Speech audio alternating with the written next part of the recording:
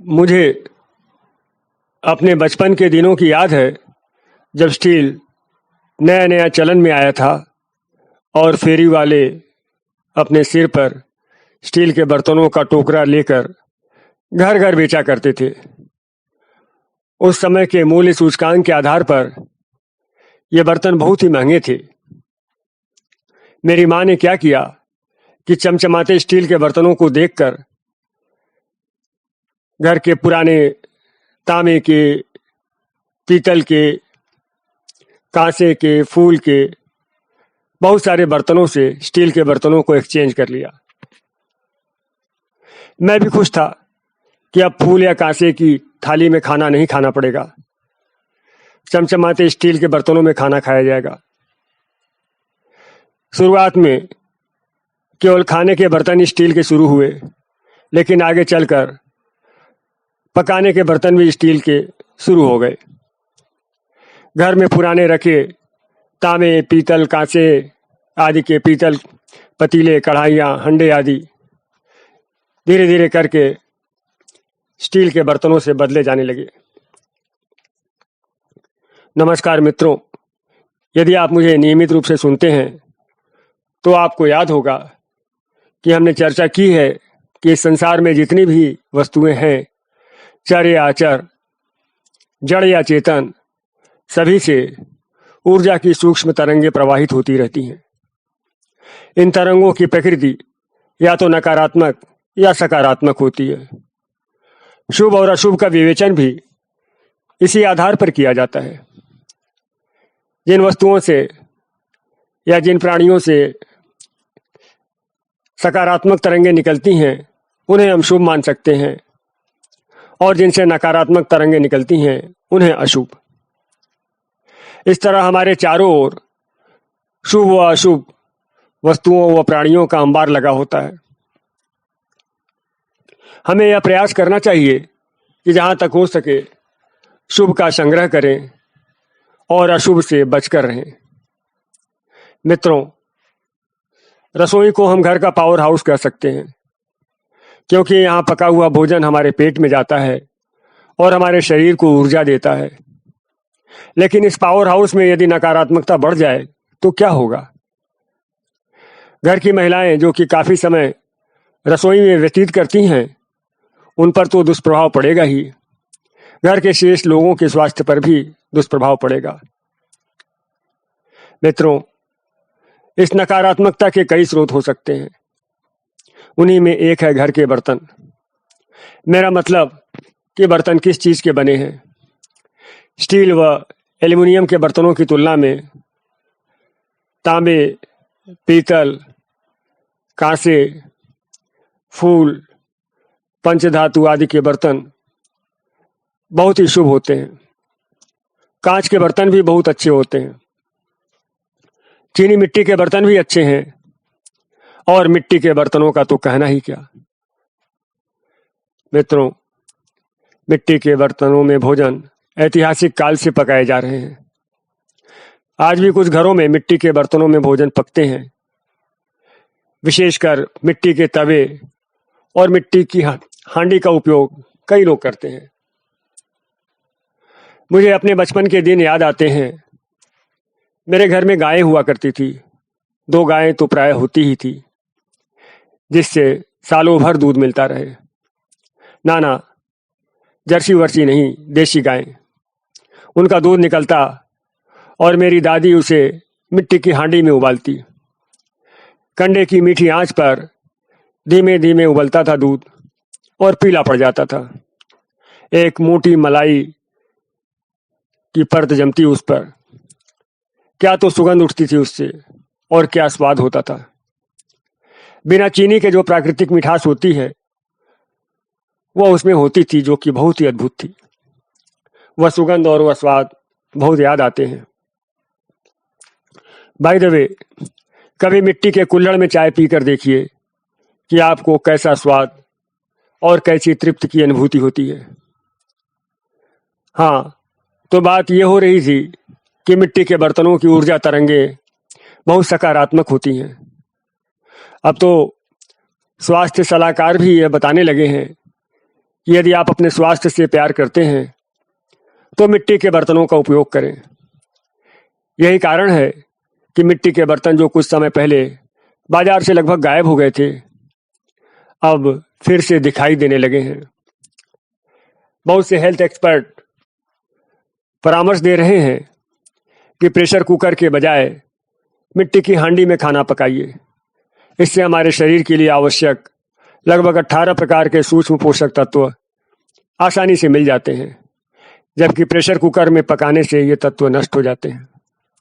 खासकर एल्युमिनियम के pressure cooker में पके भोजन में सूक्ष्म पोषक तत्व लगभग 87% तक नष्ट हो जाते हैं, जबकि मिट्टी के बर्तन में ये पूरे 100% बने रहते हैं।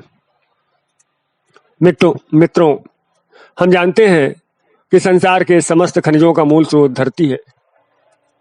यही कारण है कि मिट्टी के बर्तनों में भी अनेक प्रकार के स्वास्थ्यवर्धक खनिज होते हैं, जो भोजन पकाने की प्रक्रिया में भोजन में समा जाते हैं। इसके साथ ही मिट्टी के बर्तनों में पके भोजन का स्वाद भी बहुत अच्छा होता है।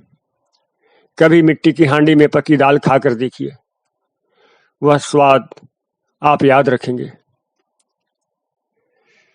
वैसे बताएं, आधुनिक काल में जब मिट्टी के बर्तनों का स्थान तेजी से धातु के बर्तनों ने लेना शुरू किया, तब एक परंपरा या तो विकसित हुई या पहले से चली आ रही थी। वह ये कि लोग किसी दिन आंवले की पेड़ के नीचे जमा होते, सपरिवार। दिन भर मटर गश्ती होती और वहीं आंवले के पेड़ के नीचे मिट्टी के बर्तनों पर लकड़ी और कंडे पर भोजन पकता। क्या तो आनंद आता था और क्या स्वाद होता था उस भोजन में। वह आनंद, वह स्वाद आज जीवन से नदारद है। वास्तव में हुआ ये कि जीवन धीरे धीरे फास्ट होता गया, फुर्सत की कमी होती गई, इत्मीनान तो मनुष्य लगभग भूल ही गया। इस तेज भागती जिंदगी ने हमारे भोजन को भी प्रभावित किया, जबकि हम भूल जाते हैं कि जीवन को चलाने के लिए ऊर्जा तो हमें भोजन से ही लेनी है। यही कारण है कि बीमारियां बढ़ती गई और सुख चैन कम होता गया, जबकि प्रकृति का संदेश है कि धीमा चलो, धीमे सांस लो, धीरे धीरे भोजन करो, धीरे धीरे पानी पियो, जल्दबाजी नहीं। जल्दबाजी प्रकृति को पसंद नहीं। जल्दबाजी हमारे हृदय और फेफड़ों के लिए बहुत बुरी होती है। हमारे पूरे सिस्टम को स्ट्रेस में रखती है। आप प्रकृति की चाल तो देखिए, कितनी धीमी है ये। सूर्य से पृथक होने के बाद धरती पर जीवन योग्य परिस्थितियां विकसित होने में और अमीबा से मनुष्य बनाने में प्रकृति ने कितना समय लिया। उसका धैर्य देखिए, उसका इत्मीनान देखिए। जबकि वह समर्थ थी, जल्दी भी इस काम को कर सकती थी। क्या कभी फूलों को खिलते हुए देखा है किसी ने? क्या कभी बीज को अंकुरित होते हुए देखा है किसी ने? क्या कभी पौधों को बढ़ते हुए देखा है किसी ने? नहीं देख सकते। ये काम इतनी धीमी गति से होते हैं कि आप नहीं देख सकते। प्रकृति से संदेश ग्रहण कीजिए, जल्दबाजी नहीं, इत्मीनान, शांति। योगासन क्यों स्वास्थ्य के लिए अच्छे होते हैं? एक तो ये हमारी नाड़ियों और चक्रों को खोलते हैं, शुद्ध करते हैं, और दूसरे इनकी गति बहुत धीमी होती है। ये आपको शांत करते हैं, धीमा करते हैं। प्राणायाम भी यही करते हैं। मित्रों, कोष्ठबद्धता, जिसे बोलचाल की भाषा में कब्ज और इंग्लिश में कॉन्स्टिपेशन कहते हैं, आजकल सामान्य समस्या है। शोध में पाया गया है कि मिट्टी के तवे पर पकी रोटी खाने से इसमें राहत मिलती है। इसी प्रकार दूध के व्यंजन बनाने के लिए भी मिट्टी के बर्तन सबसे अच्छे माने गए हैं। बहुत सी डेयरियों में आपने देखा होगा कि वे मिट्टी के बर्तन में ही दही जमाते हैं। कई हलवाई भी ऐसा करते हैं।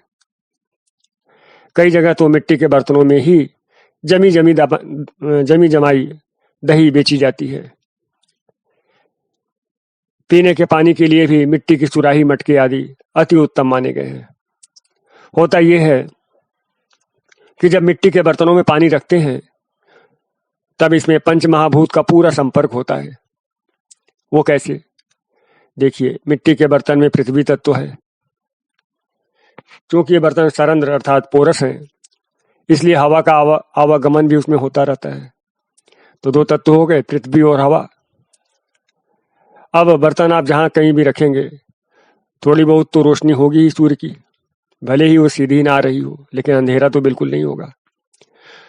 तो अग्नि तत्व हो गया, आकाश तत्व चारों ओर है ही, और सरंध्र बर्तन के कारण वह बर्तन के भीतर के पानी के संपर्क में है। और रही बात जल तत्व की, तो वह तो पानी में है ही। तो इस तरह से जब मिट्टी के बर्तन में हम पानी रखते हैं तो पंच महाभूत या जो पंच तत्व हैं उनका पूरा संपर्क होता है।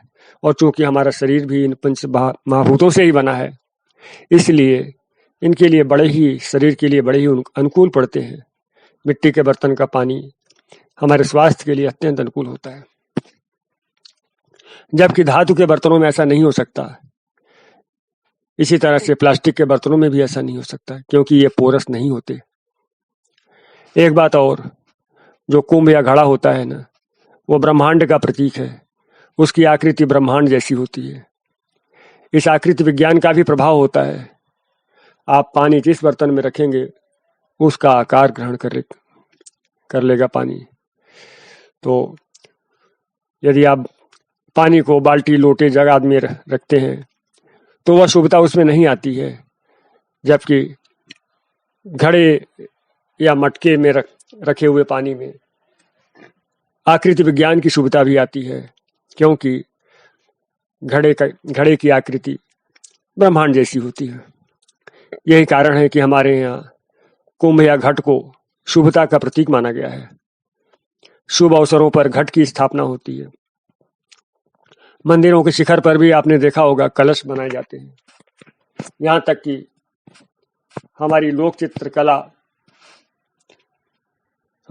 लोक चित्रकला है उसमें भी घर की दीवारों पर कुंभ या कलश आदि के चित्र बनाने की परंपरा है। लेकिन ध्यान रहे, मिट्टी के बर्तन शुद्ध मिट्टी के हों। उन्हें निखारने के चक्कर में, चमकाने के चक्कर में उनमें सिंथेटिक पदार्थों की मिलावट ठीक नहीं। अब बात कांच के बर्तनों की।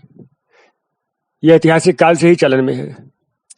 कांच की विशेषता यह होती है कि ये किसी भी रसायन से रिएक्शन नहीं करते। आपने देखा होगा लैब में एसिड वगैरह रखने के लिए कांच के बॉटल इस्तेमाल में लाए जाते हैं। अचार, मुरब्बे, नमक आदि रखने के लिए तो कांच बेजोड़ है। वैसे तो गर्मियों में भी पानी फ्रिज के बजाय सुराही या मटके का ही पीना चाहिए, लेकिन यदि फ्रिज का पानी पीना ही चाहते हैं तो कांच की बोतलों का इस्तेमाल करें, न कि प्लास्टिक या स्टील के। आप जानते होंगे मित्रों, सुहागनों के लिए कांच की चूड़ियां अनिवार्य मानी गई हैं। भले ही सोने की चूड़ियां पहन ले वे, लेकिन कांच की चूड़ियां अनिवार्य है। यह कांच की शुभता का प्रमाण है। कहा जाता है कि कांच की चूड़ियां स्त्री को नकारात्मक ऊर्जा से दूर रखती हैं और वातावरण में व्याप्त सकारात्मक ऊर्जा तरंगों को अवशोषित करती हैं। इसके अतिरिक्त इन चूड़ियों की जो खनक होती है, जो खन खन की आवाज होती है, उससे भी सकारात्मकता बढ़ती है। प्रसंगवश तमिलनाडु और तेलंगाना में गर्भवती स्त्रियों के लिए मनाए जाने वाले एक उत्सव की चर्चा करना चाहूंगा, वलई कप्पू। हिंदू ही नहीं, मुसलमानों और क्रिश्चियन महिलाएं भी इस उत्सव को मनाती हैं। इसमें गर्भवती स्त्री के दोनों हाथों में चूड़ियां, विशेषकर कांच की चूड़ियां, विषम संख्या में पहनाई जाती है। कहते हैं इन चूड़ियों से उठने वाली खनखनाहट गर्भवती स्त्री को नकारात्मक ऊर्जा से दूर रखती है। साथ में इनसे उत्पन्न ध्वनि तरंगों का प्रभाव भी गर्भ में पल रहे बच्चे पर बहुत ही सकारात्मक पड़ता है। इससे उसकी संवेदनशीलता और मस्तिष्क की तीव्रता बढ़ती है। मित्रों, पीने के पानी के लिए तांबे, पीतल कांसे या फूल के गिलास काफ़ी अच्छे होते हैं। पानी को स्टोर करने के लिए भी तांबे का मटका वगैरह ठीक रहता है। कांच के गिलास भी काफ़ी अच्छे होते हैं यदि आप पानी पीना चाहें। पहले के राजे महाराजे तो चांदी के गिलासों में पानी पिया करते थे। नमक आदि रखने के लिए चीनी मिट्टी या कांच के जार बहुत अच्छे हैं, लेकिन प्लास्टिक से बच कर रहें। प्लास्टिक की ऊर्जा तरंगें अच्छी नहीं होती। हंसी आती है कि कभी स्टील के बर्तन खरीदने महंगे पड़ते थे और स्टील को संभ्रांत होने की निशानी माना जाता था, जबकि कांसे, पीतल, फूल, तांबे आदि के बर्तन पिछड़ेपन की निशानी माने जाते थे। लेकिन आज कांसे, पीतल, तांबे, फूल आदि के बर्तन खरीदने में लोगों के पसीने छूट जाते हैं। कोई बात नहीं, बर्तनों की संख्या भले ही कम हो, लेकिन उनकी गुणवत्ता से समझौता न करें। ऐसे बर्तनों का चुनाव करें जो सकारात्मक ऊर्जा बढ़ाते हैं। और हाँ, मशीन की बनी वस्तुओं की तुलना में हाथ की बनी वस्तुओं की ऊर्जा तरंगें अच्छी होती हैं। इसलिए बर्तनों के अलावा दूसरी वस्तुओं का उपयोग करते समय भी यह प्रयास करें कि यथासंभव ये हैंडमेड हो। यदि पूरी तरह से हैंडमेड ना भी हो तो भी उत्पादन की प्रक्रिया में कहीं न कहीं मानव श्रम का उपयोग उसमें हुआ हो। इसी तरह सिंथेटिक की तुलना में प्राकृतिक वस्तुओं की तरंगें अच्छी होती हैं। एक बात और, प्लास्टिक की विदाई का समय अब आ गया है। जितनी तेजी से यह जीवन में आया था, उतनी ही तेजी से जीवन से जाने भी वाला है, क्योंकि यह प्रकृति माता को कष्ट पहुंचा रहा है। वस्तुओं से ही नहीं, व्यक्तित्वों से भी प्लास्टिक के निकलने का समय आ गया है। प्लास्टिक के चेहरे, प्लास्टिक की मुस्कुराहटें, जिनमें हृदय का कोई संस्पर्श न हो, उन्हें भी अब नेचुरल बनाने का समय आ गया है। फिर मिलते हैं मित्रों। कोई सुझाव या प्रतिक्रिया हो तो कमेंट बॉक्स में लिखें। वीडियो पसंद आए तो लाइक व शेयर करना न भूलें।